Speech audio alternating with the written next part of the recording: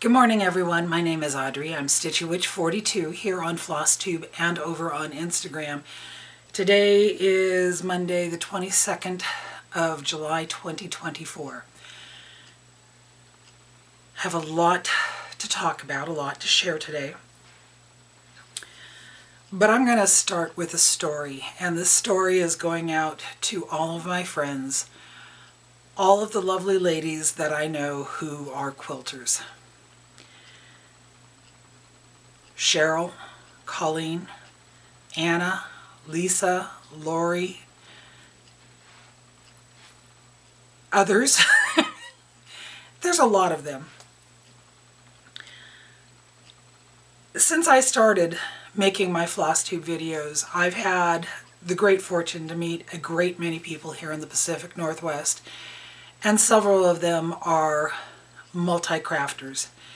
And these 5 ladies and others are also quilters, and they do absolutely amazing, beautiful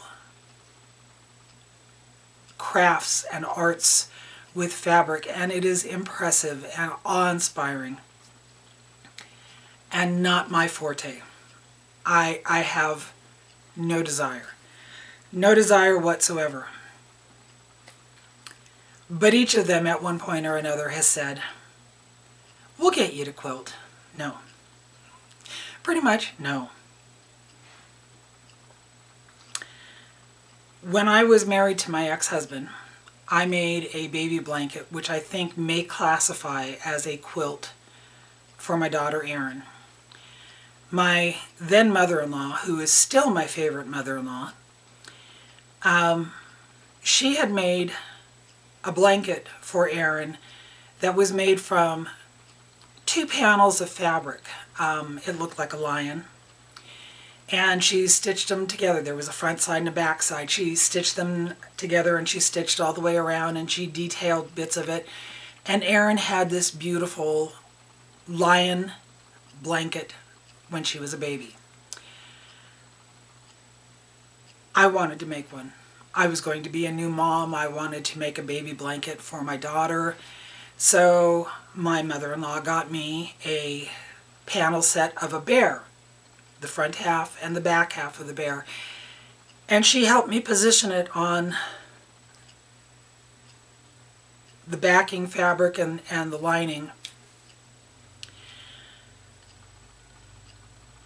And I sewed all around that bear, and then I had to do the cross hatching on the background of the bear blanket. She had this sewing machine that had all these fabulous fancy stitches on there, so I went through and I picked out the one that I wanted. And here I am, I'm trying to do this cross hatching, and it got boring really, really fast, and I don't have the patience for quilting. I started pulling my fabric through the machine, and I got it finished, but you can tell there was no love for me doing that type of stitching. So I think technically I can say I've made one quilt. I don't want to do it again. But that's not the story that I want to tell you.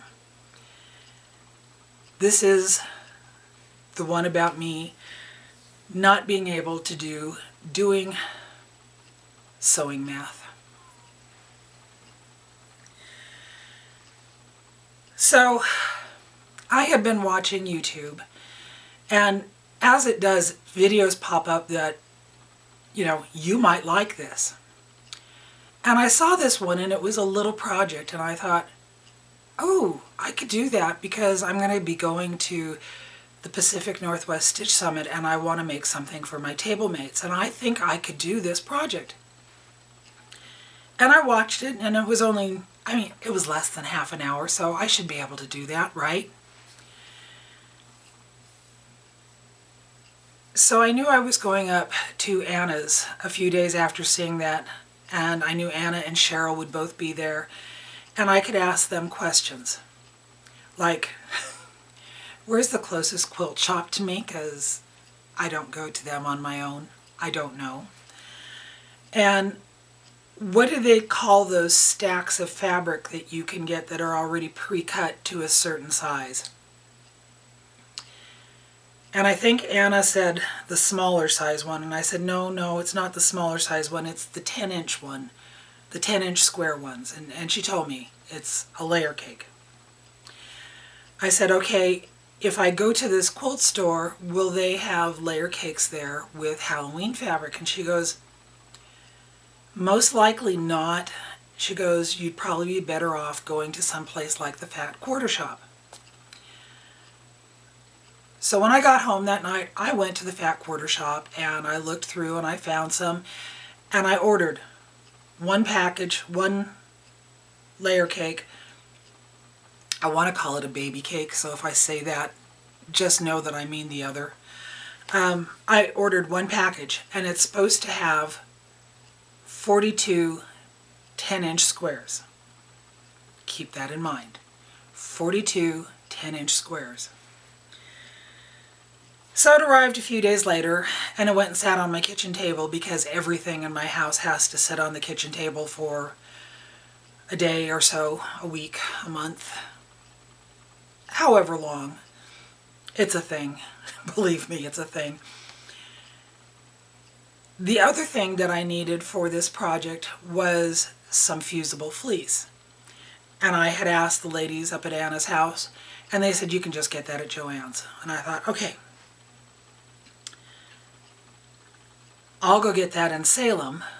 But I looked online just to see what it was, and online I saw that it came in 60-inch widths. Okay. So a few days pass. I need to go into Salem to go to Joann's. I also need to go to Michael's because I want to pick up a couple of frames.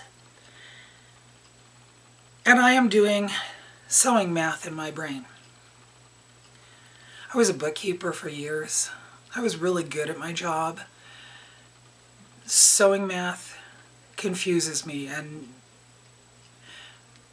don't eat or drink anything beyond this point, and you might want to pause and go potty now, because if you wet yourself, I need to know in the comments down below. If you snort your Pepsi out your nose, I need to know. I am driving into Salem, and I'm doing my version of sewing math in my head. I have 42 10-inch squares, and I need 2 of them for each project, which means I have 21.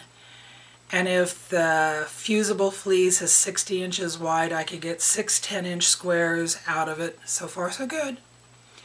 But not knowing how straight that's cut or how straight I'm going to cut, let's say that I can get 5 out of the 60-inch wide, I need 4 yards of fabric. So I get to Joann's and I go in and I grab my number 9. She's working with number 8 at the counter. So I stand there and she finishes with the lady, and I said, I'm number 9. Do you have fusible fleece? And she said, yes, it's right in front of the counter. I said, can you help me with it, because I don't know what it is. So she comes around and she grabs a partial bolt and a full bolt, because she doesn't know how much I'm going to need at this point. And she walks back around the counter and she goes, how much do you need? And I said, how wide is it? And she said, it's 45 inches wide. Okay, sewing brain going on here. If I needed 4 yards at 60 inches wide, give me 5 yards of fabric. And she unwraps the first bolt and it's exactly 5 yards. So I buy that, and she puts it back on the bolt for me, and I go and I leave, and I come home and that sits on my kitchen table for a couple of days. And then I took it upstairs because I didn't want it sitting on the kitchen table. And then the next day, I decided to actually get started on this project. So I bring it back downstairs. And I brought my cutting mat with me and my circular cutter and a ruler.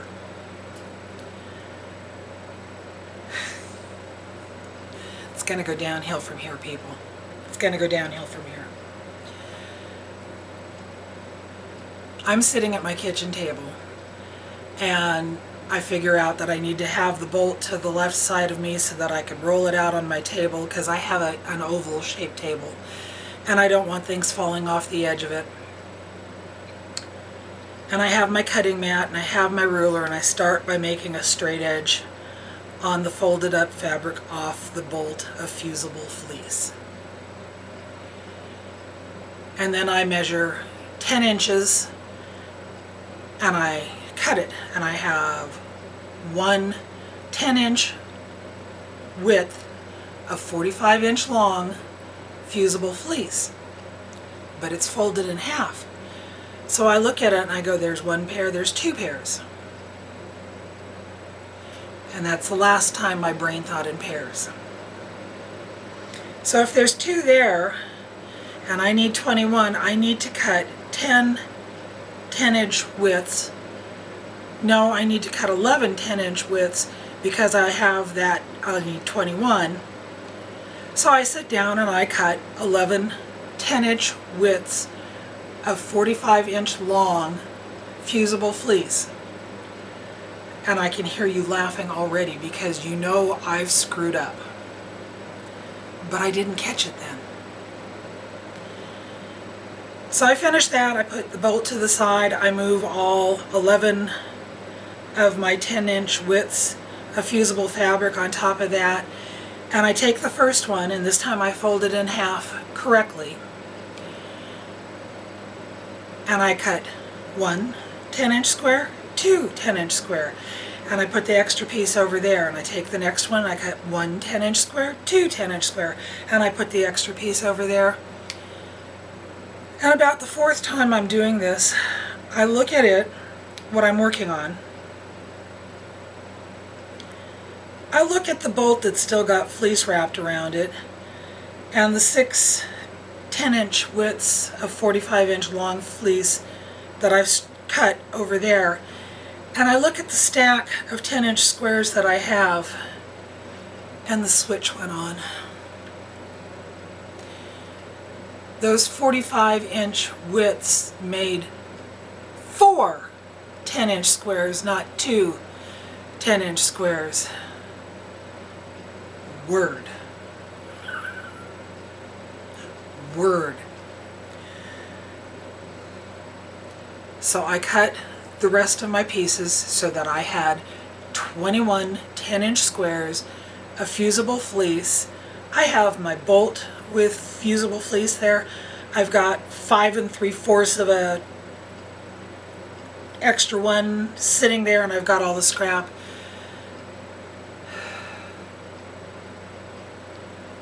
I can sew. I'm not a seamstress, and I obviously don't do sewing math well at all. So I have my 21 pieces of 10-inch square fusible fleece, and I now take my layer cake and I'm spreading it around all over my kitchen table. And again, I don't have a big kitchen table, and I've got part of it covered with my laptop and all this extra fleece that I didn't need, and I've got them laid out because I want to make sure that I don't end up with a project that is the same on both sides. So I'm going this piece with this piece, and this piece with this piece, and this piece with this piece, and I get my stack done.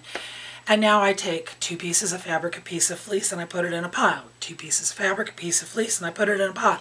And I continue doing that until I have one 10-inch square of fusible fleece left. And I'm going, what did I do? Seriously, what did I do? What did I do? So I grab them and I go, 1 piece of fabric, 1 piece of fabric, 1 piece of fleece. 1 piece of fabric, 1 piece of fabric, 1 piece of fleece. And I go through them all. And I still have an extra piece of fusible fleece. So I count how many I have, and there's 20 bundles. 2 pieces of fabric, 1 piece of fusible fleece, and an extra piece of fleece. And I'm like, oh my God. So I grab my cell phone and I go back and I look to see where I ordered this layer cake from. And I see the confirmation email from the Fat Quarter Shop, and I thought, okay, I'm going to give them a call. And I'm just going to let them know that I didn't receive my 42 pieces of 10-inch square fabric. I don't need the extra 2 pieces, but quality control. I worked in retail for years. Quality control. Years, not year. Years. Quality control. That's the only reason I'm calling them. And I call and it goes straight to voicemail, and I said, "Hi, my name is Audrey Wolster and I ordered this from you," and I give them the information off the layer cake, and I said, "Just wanted you to know that I only received 40 pieces and the package says it should have had 42. For the project that I'm working on, that's all right. It's okay. But somebody else might need those extra 2 pieces, and so I just wanted to let you know for quality control. You don't need to contact me. I don't need anything."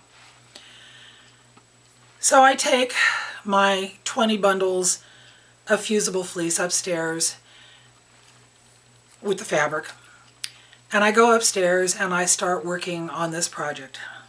And I know it's going to take me a while because I'm not a fan of sewing.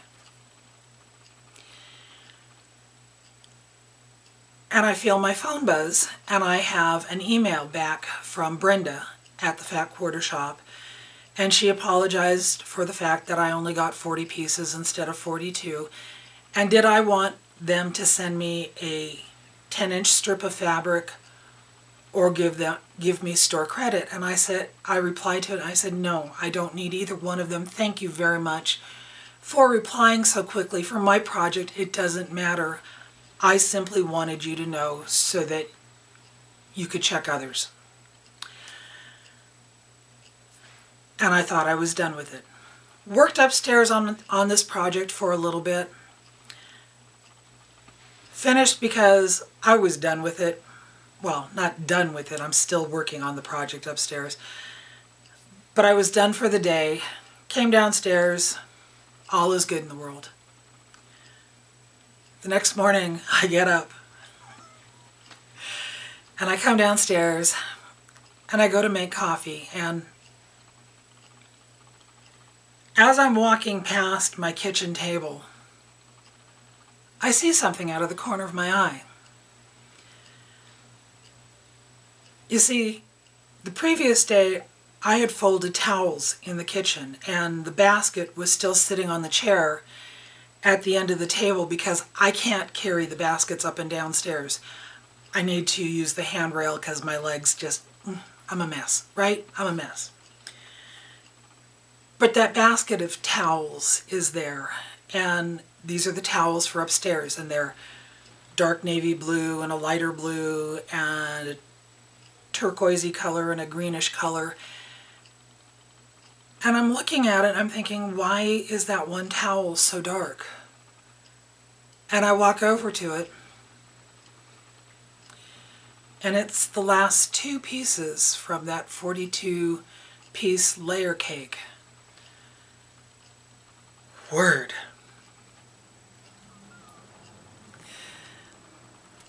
A phrase that I have often used as a life motto is be responsible to yourself, be responsible for yourself.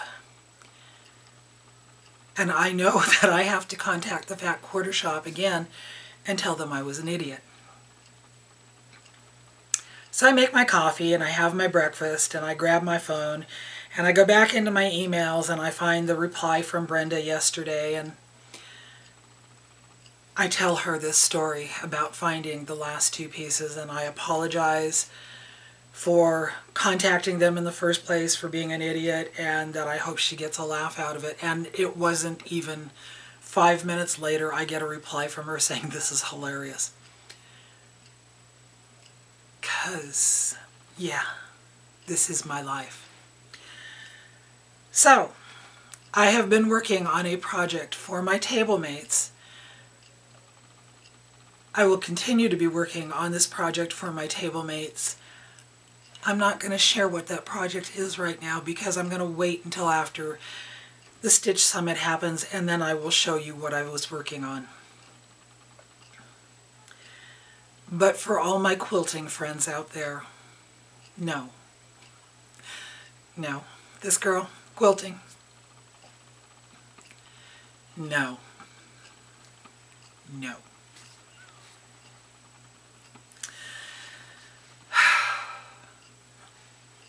The struggle is real. It really, really is. So I have been doing some cross stitching. I have been finishing some pieces, and I got this idea from Anna a while back. She gives herself stars when she finishes projects. She uses silver and gold and red, I think. I had asked Mark, he was going down to the local variety store, and I asked him to pick me up some stars because I know they have stickers all over the place and they have stars. And what he brought back was these. And I love it because at the top it says reward stickers. Yes, they are. So I keep them in my stitching journal, my Chris Yo As the Yo Fly journal. And I've broken this down into a couple of sections, and she's got project pages. So when I finish a project, I go through and I put a star here in the center so that as I'm flipping through, I can easily see that I finished these projects because they have stars on them. At the front of it, she has pages that say project list. Well, I went over it with a piece of paper and I changed it to where it says finishes list, finished list. And when I finish a piece, I write it down and I do them as I'm finishing them. And this is just finishing the stitching. They go on this list. But when I fully finish them, I give myself a star. So all of these projects, except for one on this page, have been fully finished this year. Well, I was going through and I was writing down my new finishes. And in July, 1, 2, 3, 4, 5, I have finished 6 projects. On this page, again, there is only one that is not fully finished. I kind of sort of impressed myself there. And one of those I'm hoping to have finished later this week. So I've been giving myself stars. Would you like to see some of my fully finished projects? Some of them have been finished by me. 2 of them have been finished by someone else. So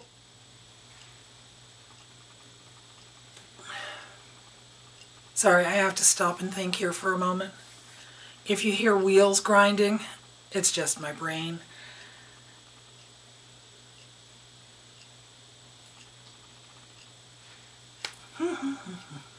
Obviously, I'm going to cut this part of the video out. Where am I at? What am I doing? How am I getting there? I don't know.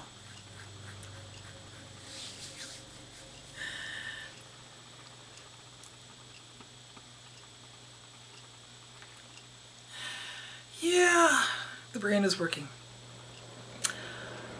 I got a text message from Molly at Silverton Art and Frame.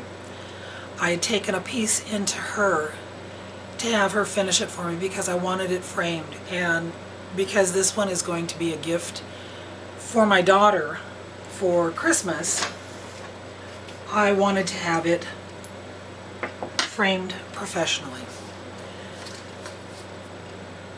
Now, I've told you all about Silverton Art and Frame before. It is a local frame shop. I know that Lisa, Kindered Stitcher, and her sister Carrie have both taken projects there to be finished because Molly does a fantastic job. And it's just a little shop. It's her and her partner, and he makes the frames, she puts the projects into the frames, and she is really, really good with cross stitch. So I took this piece in and I showed it to her, and she was just like, wow, we've got to get the right frame for that. And I love the way she does this. she asks me what color I want, and then she goes and she picks dozens of frame corners and brings them over to me, and I'm sitting at the table and I'm trying them out, and it's like, nope, nope, nope, and here's a possibility pile, and nope, nope, nope. And then I go through the possibility pile and I get it down and I get to the last one, and I said, this is it. This is the perfect frame for this one. And she goes, yeah, I pretty much agree with you there. And she goes, the detailing, it brings out. So, you will remember when I stitched this one, I was so fortunate to have it line up on the fabric exactly where I wanted it to be. But this is the black pearl. And this is fully finished. And this is stunning. And I don't know if you can see the detailing on that frame, but it looks like there's bolts in it, which I think is perfect for a wooden ship. You would have rivets like this in the wood. But this piece is just so, so gorgeous. I still love, and I consider myself so lucky that the placement of it, it was pure luck, people. It was pure luck. Molly thanked me for coming in and picking it up right away, and she goes, but I do want you to know that if it had stayed here for a while, she goes, I would have admired it. And she goes, that piece is just perfect on that fabric. And I said, but the thing of it is, this was a 4-page pattern, and I did a center start, hoping that I was going to get this as my finish, and it worked. But it was purely luck. This is the black pearl. This is for my daughter for Christmas.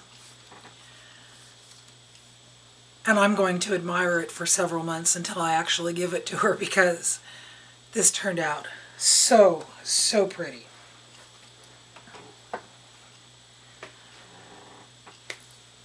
So I picked that up, and then the next day I went up to Acorns and Threads. And I actually got to go to Acorns and Threads twice this month.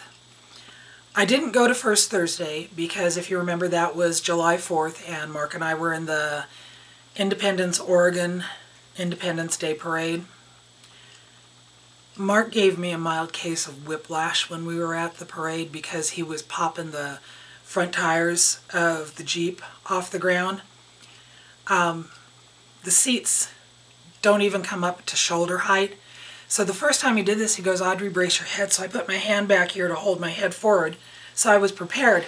But then he did it a couple of times without telling me, and I think he gave me a mild case of whiplash, because the following Wednesday, when I did go up to Acorns and Threads to meet up with my friend Sandy,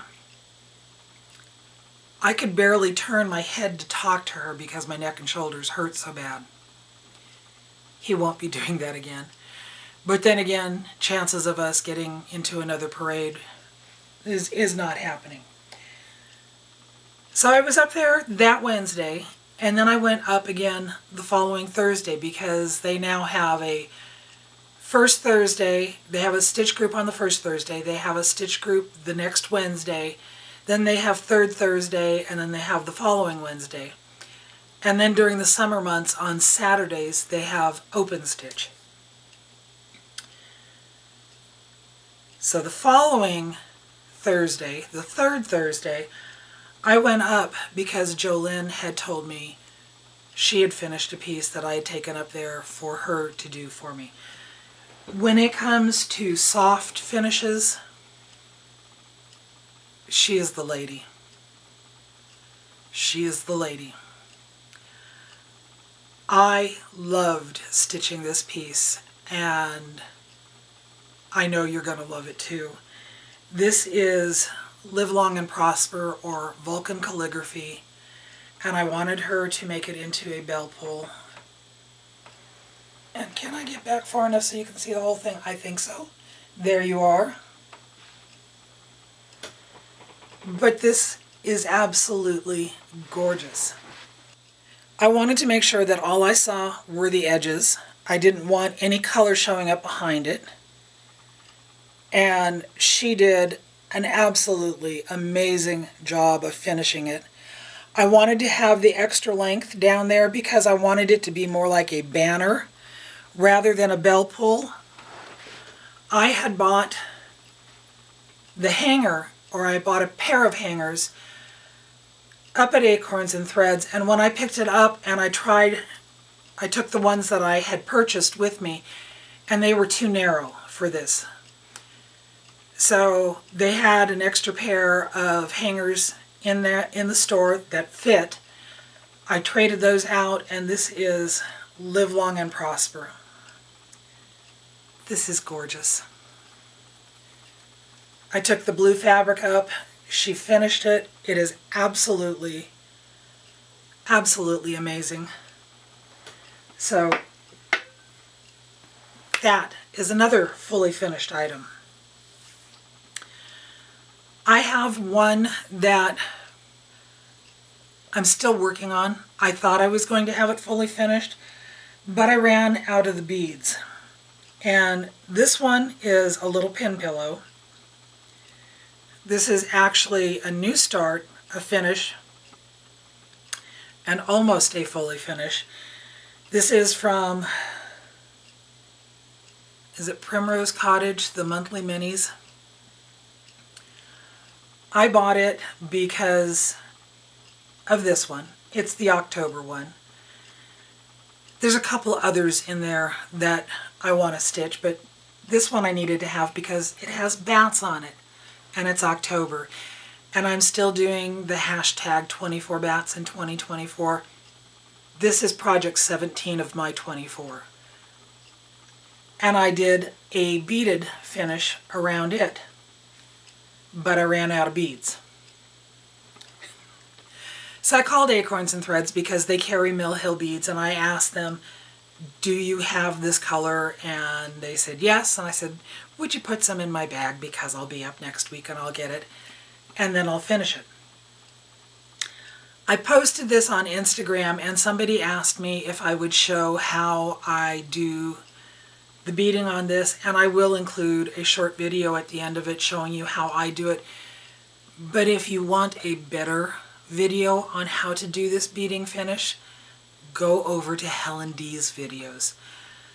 I had done this on another project a couple years ago, posted it, and Helen contacted me and said, how did you do that? And I explained it to her, and she goes, are you going to do a tutorial? And I said, no, I'm not. She goes, can I? And I said, oh yes, please, please do.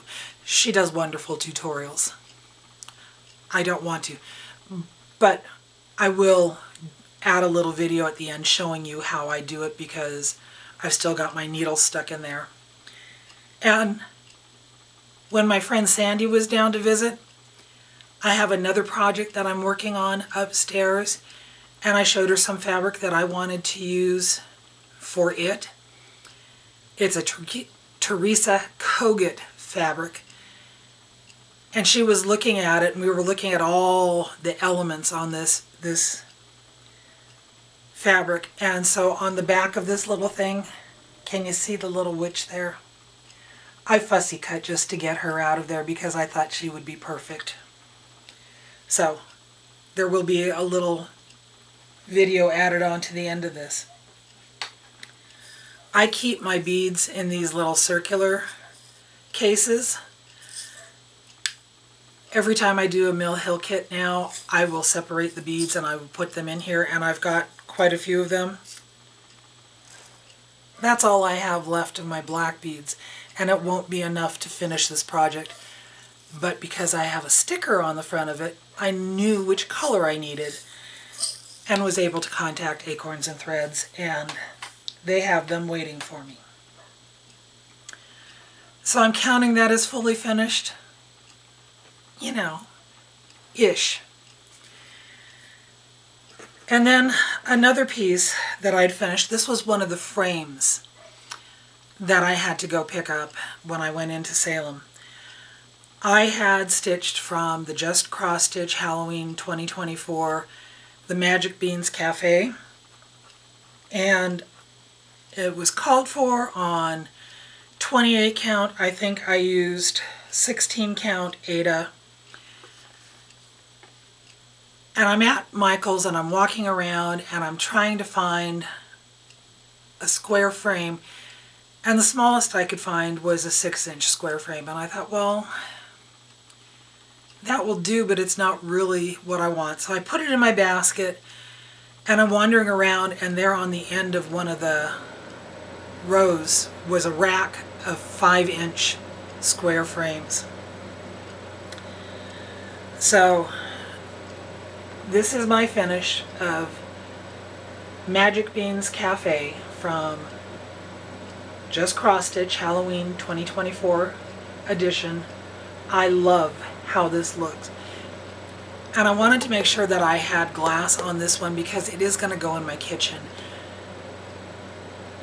I don't have very much stitching in my kitchen because it's a kitchen. It gets dirty quickly,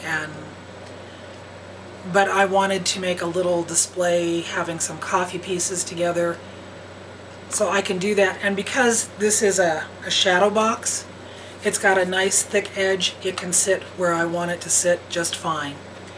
But you can find a 5-inch square frame at Michael's if you just wander around and randomly look in places.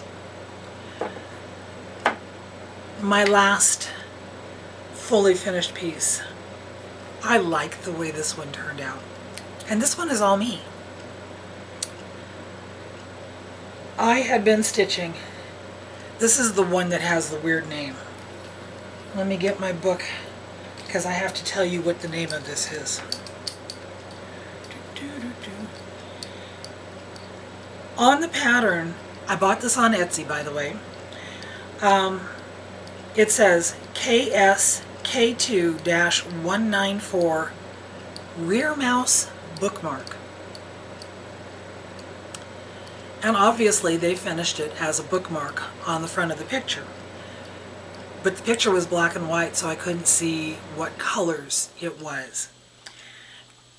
And the shop that I bought it from is called Personalized Design. I stitched it on a 32 count, picture this plus, nocturne.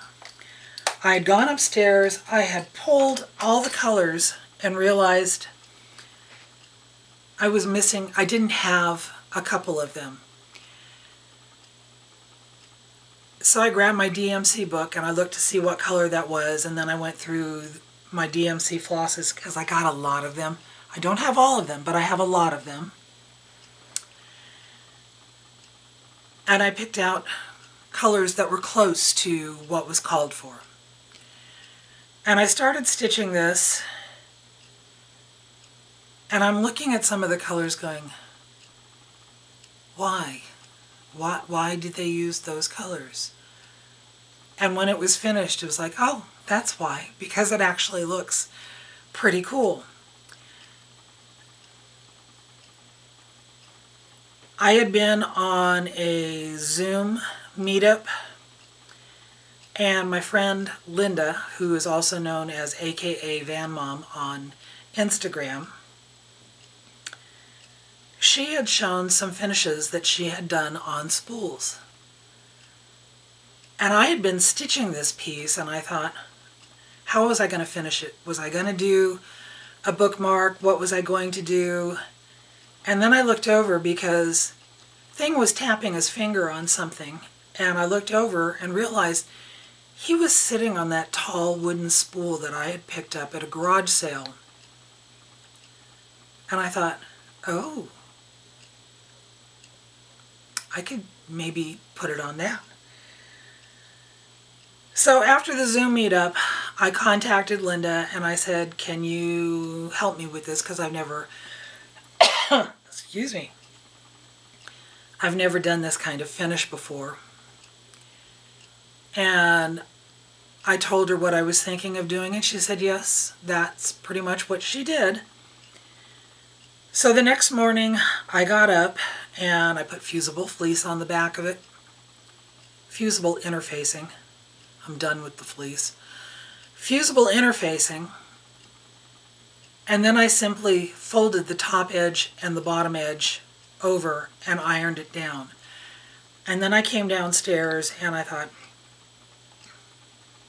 I want to sew this on this spool, so I'm going to try and do a herringbone stitch. And I've never done a herringbone stitch before. And I tried once and it looked like crap, and I took it all out. And I tried a second time and it looked like crap. And finally I took a tape measure and an ink pen and I drew spots on the back of my fabric. And yes, you can still see them, and I don't care, because this is the first time I've done this and I don't have other things that I could use so that you wouldn't see the spots, and I don't care.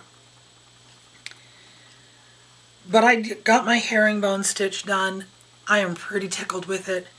And this is my fully finish of KSK2-194 Rear Mouse bookmark on a spool. I love that. Now the colors that I was talking about, in the candles here, it goes from yellow to orange to pink to blue. And when I was stitching that, I was going, why are they doing it this way? But these candles reminded me, Mark used to make handmade knives, and we went to the Oregon State Fair several times while he was making knives, and had a booth set up in the craft courtyard. And it was generally 10 days of hell as far as I was concerned, because hundreds of thousands of people coming through and, oh, you have knives, are they sharp? People. But there was a guy there that made candles, you know, the kind that they would dip in the multiple colors of wax, and then he'd take it out and he'd slice it and he'd twist and he'd turn it. And that's what these candles reminded me of. I think this is such a cute pattern. I think it's perfect for this spool. And there's my herringbone on the back, which personally, I'm pretty proud of myself for doing that. Now, I didn't realize when I got this spool that it has one side that's wider than the other. And the way I had it originally sitting over here on my sideboard was this way, so that when the thing was sitting up on the top of it, he was kind of balancing on top of it. But I actually put it on here with the wider end on the top, and he now has a really nice perch to sit on. And he was gracious enough to let me take him off the perch so that I could share this with you, but I was told I have to put it back. Because he's pushy.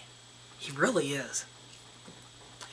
So, there are 5 fully finished projects.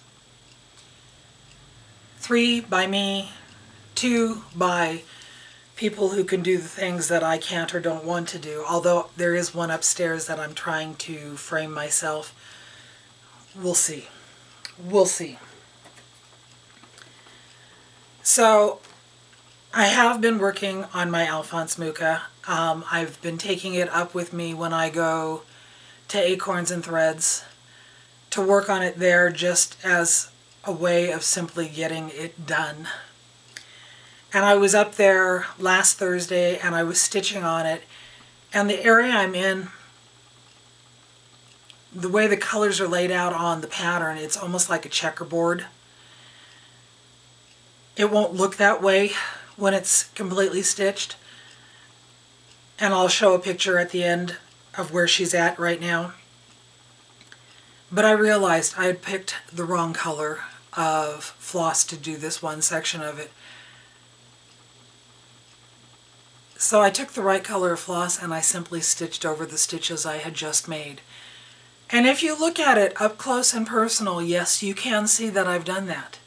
But when she's framed, you won't be able to see it at all. And I wasn't going to unpick anything on her. So I have been working on her. I got some more work done on her yesterday. The other piece that I have been working on is my Stitchy Witchy bell pull by Stitchy Pros.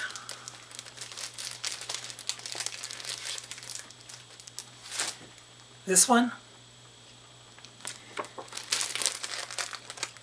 And I am really enjoying working on this one. I've gone back to the point where I'm only working on 2, maybe 3 projects together at a time, and I rather like that. I do have a basket upstairs that has 4 or 5 projects in it that I'm not sure I'm going to finish. So I'm just letting them sit there for a while, simply because I don't know whether I want to finish them or not. But this is where I am at on my Stitchy Witchy bell pull. It is on Dames of the Needle Mad Hatter fabric, 32 count. It is DMC 310 and 550, black and purple. I've told you before, for the spools, instead of doing the cross stitches, which it shows on the pattern, I do a satin stitch. And then in this row here, there are Algerian stitches. And when I get down to under the words, this section here will be reversed again. So this is a nice, simple project to work on. I am thoroughly enjoying it.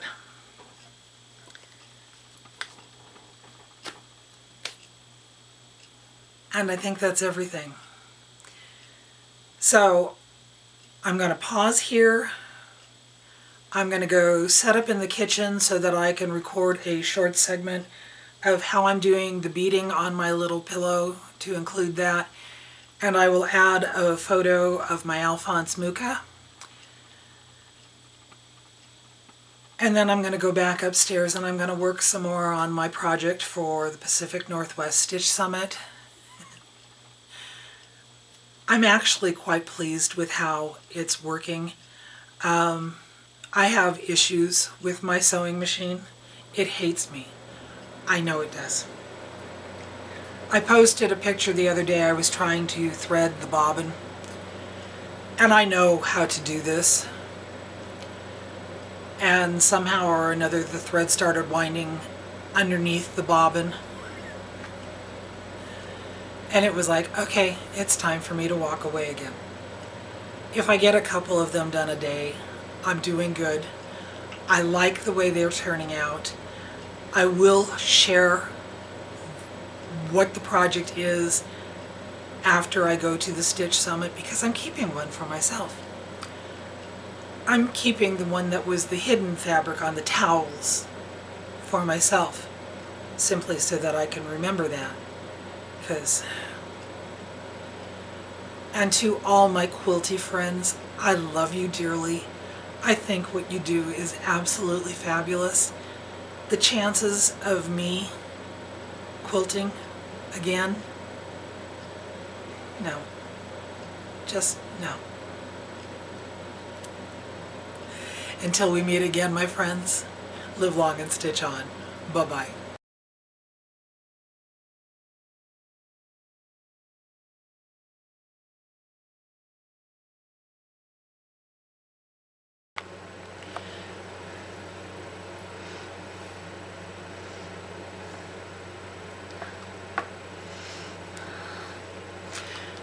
Okay, I'm sitting in the living room. This is my little stitching tray that I have, that I put on my TV tray. So I can put all my stitching stuff in here and I can move it when I need to. It also keeps things from falling to the floor. But I've got my beads set up here because I'm going to show you how I do my trim on my little piece here. So I have my 2 containers, and they have, you know, the bottom half that the beads sit in, and then they have the top half. And on the top half I have the sticker that shows what the number is.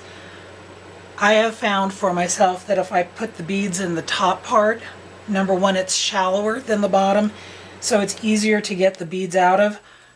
Also, because it's the one that has the sticker with it, I know that if I have to order more beads like I do the black ones, I've got the right lid on the piece. But here I am on the corner of my piece, and I hope that it's light enough for you to see what's going on because I've got my light on here. My last row was black beads. So I have my thread in the back, and I'm going to bring it through to the front, and I try to make it even, but then again, I'm not particular. So I'm going to have my thread coming out of the front, and I'm going to put 3 beads on my needle.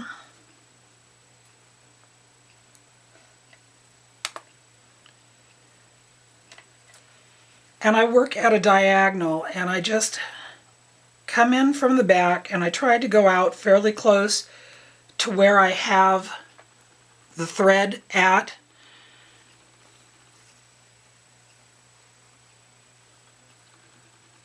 And I pull it down, and I move my beads, and they're not perfectly side by side, but they're close enough that I can do this. So then I switch colors, and again I like to do it using 3 beads. I think it gives it a nice finish. Scoop my 3 beads up, come in through the back, come out close to where that thread is at on the front,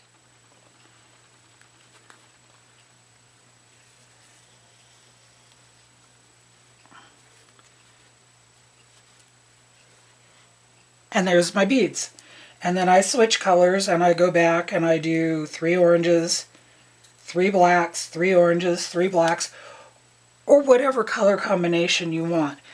But I have found from the ones that I have done in the past that 3 beads makes a really nice trim going around. And then I do talented things like get knots in my thread. So, since I have a knot to work out, I'm going to stop there. What I am using for this is Coats all-purpose thread. You could use Nemo thread. You could use a DMC floss. It's a real simple project, a real simple way to put a lovely beaded finish around your project. And I have to wait until I go up to Acorns and Threads to get more of my black beads to finish this up because I don't have enough to finish that little bit there. And I have a knot to get out of my thread. This is why I say go watch Helen D because she does much better tutorials than me. Thank you, everyone. Bye-bye.